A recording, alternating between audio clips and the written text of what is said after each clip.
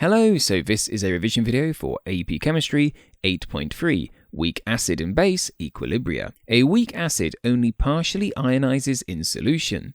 This means at any one moment in time, only a small proportion of the acid molecules react with water to form hydronium ions, H3O+. As a result, the concentration of H3O+ ions in solution is much lower than the initial concentration of the acid added. An equilibrium is established between unionized acid molecules, Ha, their conjugate base ions, A-, and hydronium ions, H3O+. The equilibrium can be written as Ha plus H2O goes to form H3O+ and A-.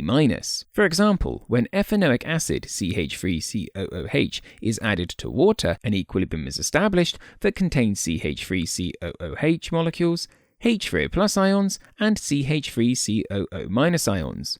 Notice as well that only a small proportion of the CH3COOH molecules actually are ionized at any one moment in time. Because weak acids form an equilibrium system, we can describe the position of this equilibrium using an equilibrium constant, Ka. The value of Ka effectively quantifies how much ionization occurs, where Ka equals concentration of H3O+ multiplied by the concentration of A- divided by the concentration of Ha. We can also represent Ka values in logarithmic form using pKa, where pKa equals negative log to the base 10 Ka, and Ka equals 10 to the power negative pKa. Exam tip here, pay careful attention to whether you are using a pKa or Ka value. The smaller the Ka value of a weak acid, the weaker the acid it is, and the less ionization that occurs. Equally, the larger the pKa value, the weaker the weak acid, and the less ionization that occurs. In other words, small Ka value equals big pKa value. We can also represent the percentage ionization of a weak acid by taking the concentration of H3O+ ions in the equilibrium mixture and dividing it by the initial concentration of weak acid used, multiplied by 100. Weak bases react partially with water. They accept protons from water molecules to form their conjugate acids and produce hydroxide ions, OH-. Unlike strong bases which dissociate fully, weak bases establish an equilibrium in solution. For a weak generic base B, B plus H2O goes to form BH plus OH-.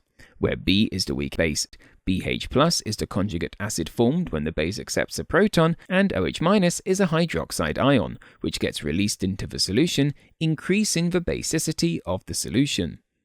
The position of this equilibrium depends on how effectively the base accepts protons from water, referred to as its base strength or basicity. Just like we can describe the equilibrium system for a weak acid using Ka, we can also describe the equilibrium system for a weak base using a constant called Kb, where Kb equals concentration of BH+ multiplied by concentration of OH- divided by concentration of B. Again, we can also represent Kb values logarithmically using pKb equals negative log to the base 10 Kb, and Kb equals 10 to the power minus pKb. The smaller the Kb value of a weak base, the weaker it is, and the less readily it accepts H+ ions from water molecules. Equally, the larger the Kb value of a base, the stronger the base it is, and the more readily it accepts H+ ions from water molecules.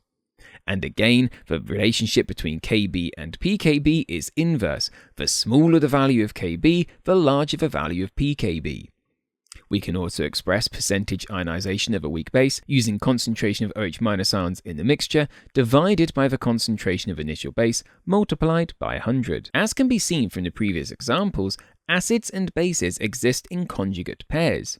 If you know the strength of a weak acid and its Ka value, you can actually determine the base strength of its conjugate base, its Kb value, and vice versa. This gives some key relationships that you should know.